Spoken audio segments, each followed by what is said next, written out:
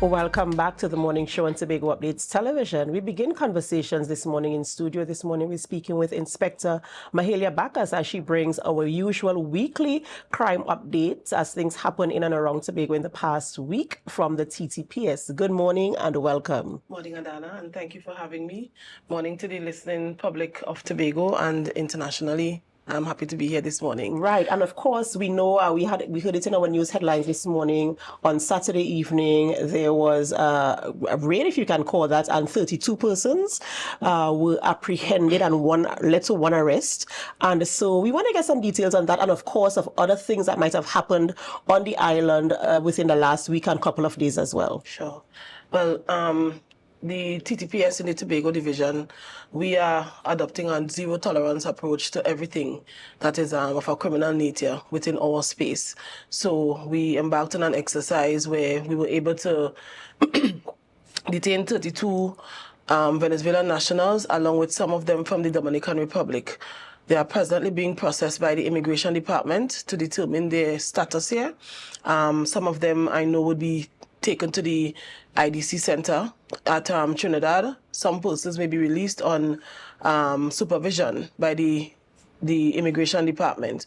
But wherever we see activities that may be of a suspicious nature anywhere in the island, we intend to embark on exercises such as these so that we'll ensure that persons who are here are supposed to be here and would have entered our country in the right manner, the legal way. Right, that is very, very crucial and very important. So we're hoping that, we can continue to get these types of results in terms of your intelligence leading you to these types of incidences. Now we want to talk about more serious crimes. I mean, every criminal act is a serious one, as I mentioned on some conversations before with Senior Superintendent Rodel Kirk, that sometimes we start off with the petty crime. Yes. And we think we could get away with it, and so we try more serious crimes. Yes. So every crime to me is a serious crime because we should not be engaging in these types of activities. What else has been happening in the Tobago space over the past week in terms of crime and also solutions to these criminal activities? Sure. So we had thus far a firearm recovered. A man from Trinidad would have been charged for that firearm. He appeared before the court and he has since been denied bail. Right. There was a robbery in the Scarborough district, and the officers, due to their swift response, was able to recover the items that were stolen along with the firearm that was used to commit the robbery. So I want to say excellent work to the officers on the outside, the hard-working officers in the Tobago division, particularly the officers in the CID department and also the task force officers. We also have some officers from Trinidad here who are giving us some excellent and much-needed support in all areas. Right? I'm also pleased to report that there was a young lady who was also charged for the offense of larceny servant, where she was taking money from her employers, and she went before the court as well. We also had there was a shooting that took place in the division on the 2nd of May, and we were able to apprehend the perpetrators. And presently we have one man to appear before the court. One would have already appeared before the court. He was charged and he was placed on $200,000 bail. So we have really hard-working officers in the division working really hard to deal with the crimes that are reported to ensure that persons feel a sense of safety within this Tobago space. And as I'm on that, I would also like to say thank you to the general public for your continued support and your assistance to the officers of the T.T.P.S in the Tobago division. Without them, our work is not possible, right? We have to work along with the persons in the community. Hence the reason one of our strategic goals is community partnership, right? We work along with our stakeholders to ensure that we share information both ways. We share with them, they share with us, and that we ensure that whatever is shared, we get some sort of results from it. Right, and you mentioned that there are some officers from Trinidad who are here assisting. What are some of the strategies? I know that sometimes it's difficult to say too much in open spaces in terms of your crime fighting strategies, but what are some of the initiatives and the strategies that are implemented as they are here? How are the resources being utilized to ensure the synergy of the officers who are stationed here and the ones who came across, and what is the way forward in terms of working together in fighting this level of crime? Well, one of the things that you would see is that there has been an increased presence of the police nearly everywhere in the Tobago space. We're talking about from Charlottesville right down to Crown Point. Persons can see an increase in officers, and because we were augmented with that strength, right, it has helped us to increase that visibility. And also in terms of response to some of the reports that we may get, the officers are always out there and ready to respond to persons' cry for help, right? In doing this, we are also trying to reduce that fear of crime. That persons could know you could go to the beach safely. Beside the shack, you can go to the beach very much safely and know that everything would be fine. Nothing to worry about. The officers are always around and they will always be there. Well, I'm happy to hear that, and I know that the shark is no longer there. No longer there. A police presence is very important, especially in the way things are going right now. You know, every time you turn around, you hear something has happened in this space, and so it brings a measure of fear. And a police presence can bring that measure of confidence, but it also is a catch-22 really, because if every corner you turn or you see a police, in your mind you're thinking crime. Police and crime, they equate. And while it is very important, it also still brings up that unease. But I'm happy to know that numbers are increasing so that people can feel, well, you know, there's a police presence here. Some people have reported that they have, you know, very little confidence in the policing and in police officers. It's unfair to broad brush all officers and all, you know, with that type of thing. But we have had incidences where some police officers have been acting, you know, corruptly and against the oath that they swore to. And what now is what kind of confidence do we have in the number of, as you call it, boots on the street, and persons patrolling and being, you know, readily available for people to call on should something happen? Let's say I'm running to the supermarket, you know, and so I feel as if somebody's following me. How confident am I that I could pick up my phone and I could call whatever the numbers are, and somebody will respond to me, take me seriously and respond to me? Well, one of the things I know you mentioned in terms of seeing the police everywhere, it tells you that there might be crime. But one of our functions is also to prevent crime. And there are times when that strategy also assists in deterring somebody from actually carrying out an activity that can be of a criminal nature. Just the mere presence of the police might cause them to change their minds. So that is one of the reasons why we are outside there and ever present, because we want them to see us.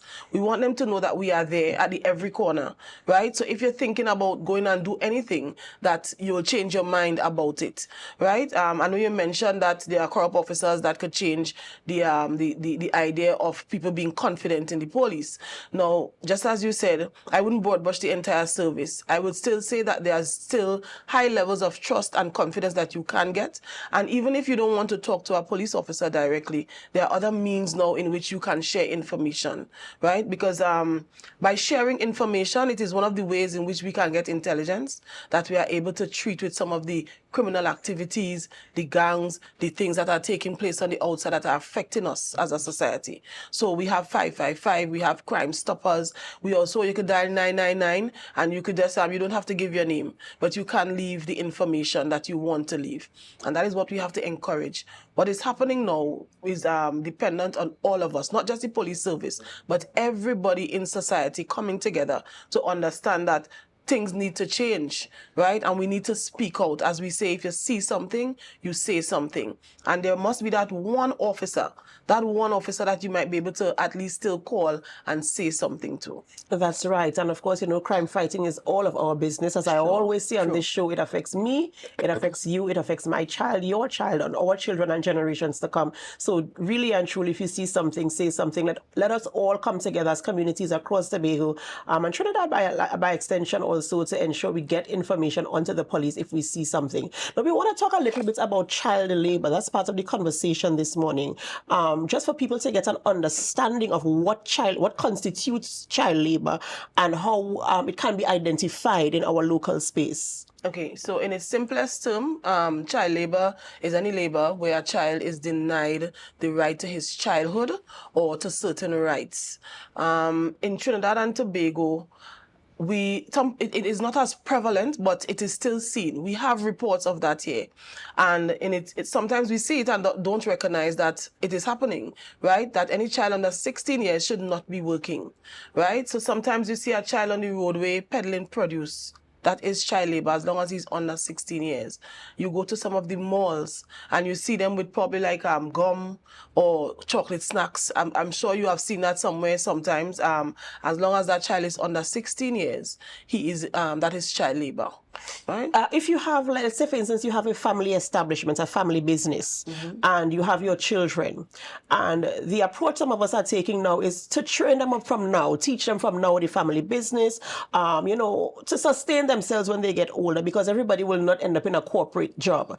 And we have children who are in the family and we want to teach them. They come into the business space and they are employed. Is that considered also child labor? All right. So one of the things you have to look at is this child being denied the right to go to school or losing his education, or when I spoke about his basic rights. If that is not happening, sometimes that's just the family. And is he being paid a salary to do what he's doing? If you just have the child learning the ins and outs of the business and so on, that's different. As you said, it's a family business.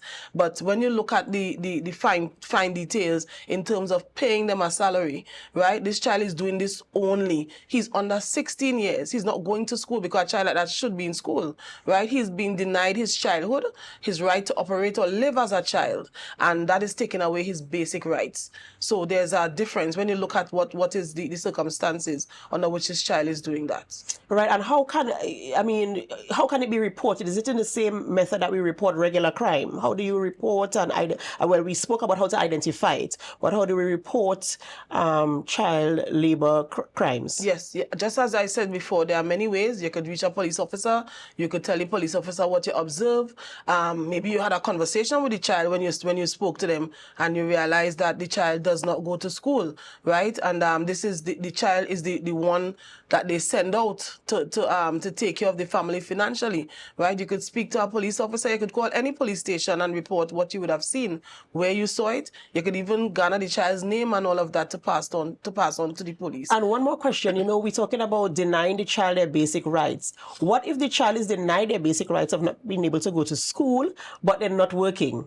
So the child is just at home. The parents home, the child at home, the child is not going to school, the child is of school age, and they're not going to school. What category is that? And also, I assume that also is a crime. Of course it is, right? Because as you said, they are being denied that right to go to school. So therefore, we have the Special Victims Unit, which also incorporates the child protection section, who treats with matters like these. So in a case like this, if you observe that the child is not going to school, you can report it to the police, and they will check into it to see, well, what is going on, right? Because it might be just an observation, and it could be more than that. When you start investigating the matter and you go and you check on the mother, then it could be that you are only seeing them at this time, but they are being sent otherwise to work. And then you have the issue of where children are being trafficked as well. Those sexual crimes and that kind of thing are happening with them. So if it is observed, it is important that you report it to the police. Of course, our children, of course, we have a responsibility to protect our children. So if you see anything suspicious, anything that is questionable, a child during school hours, not in school for whatever reason, on a regular occasion, sometimes a child might be sick and they might have to stay home a day or two.